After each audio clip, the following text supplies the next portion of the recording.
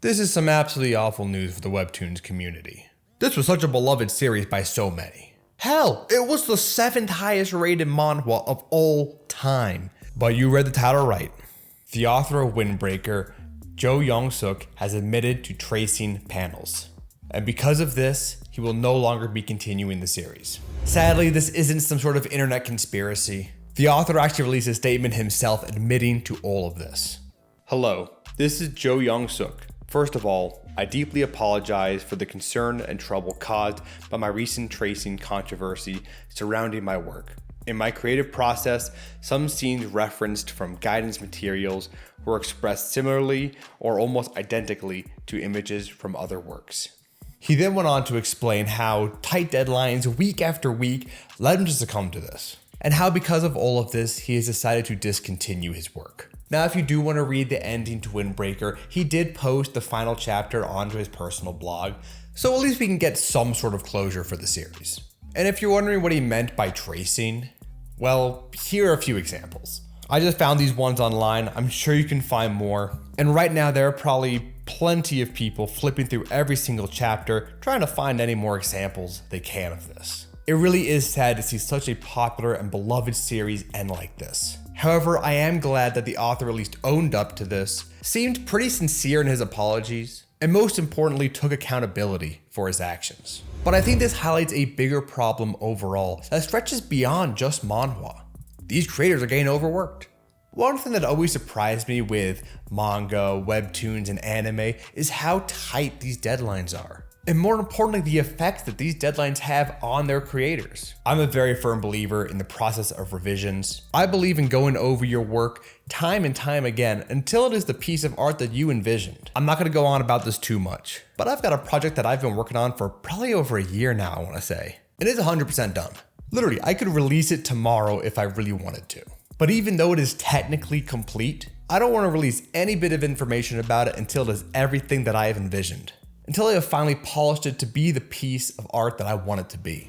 Now, I do know that there are a lot of moving parts in these industries, but if something isn't changed to give these creators the necessary time needed to, well, create, this isn't going to become an isolated case. More and more artists and companies are going to end up relying on plagiarism as a quick solution. And not out of malice or a desire to steal someone else's work, but out of necessity to reach a deadline. And after that, it's only a matter of time until these people and companies make that last jump and start using AI. Now, don't get me wrong, I think that AI has many great uses, but there's a proper way to use it and an improper way to use it. Now, luckily, manhwa platforms such as Tapas have a very strict no AI policy. They straight up just say it, no AI at all. And while Webtoons doesn't explicitly say it in their terms of use, they, well, obviously require you to own copyright to your material if you post it on their platform.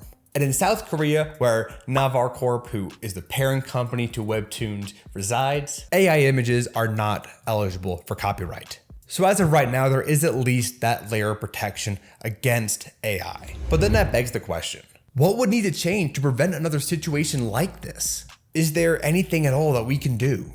Obviously, to companies that publish and set the deadlines for their artists, the most important thing is money. They gotta make their dough. So until the fallout from an event like this negatively affects their revenue stream, we unfortunately may not see the changes that we need. Now, I don't want to drag this on for too much longer. It really is unfortunate what happened to Windbreaker. While I haven't personally read it, it's been recommended to me over and over again. And funnily enough, it actually is the next thing I plan on reading. Literally, I had like 20 chapters left in this one series. I was about to pick up Windbreaker right after that. This whole scenario really is unfortunate, but on the bright side, at least the author did own up to it. But let me know in the comments down below. Was fully canceling his series the right move? Or do you think there's some sort of other way that he could have righted his wrongs here? And also on a personal note, is it still worth reading? Should I check it out even though we have this whole situation going on? Anyway, this has been Senpai Supreme. I post anime, manga, webtoon videos. I would say every other Friday, but that really isn't the case right now because I'm a little bit busy. So whenever I have time to, I upload. But anyways, go check out my other videos, like, comment, subscribe, you know, all that stuff. And hope to see you guys all in the next video. Peace. Well, let me tell you something, brother. Are you really telling me that you're not subscribed to the one and only Senpai Supreme? If you're a real WWE champion and anime thigh lover like me, you'll subscribe right now, brother. Let those likes run wild, oh yeah!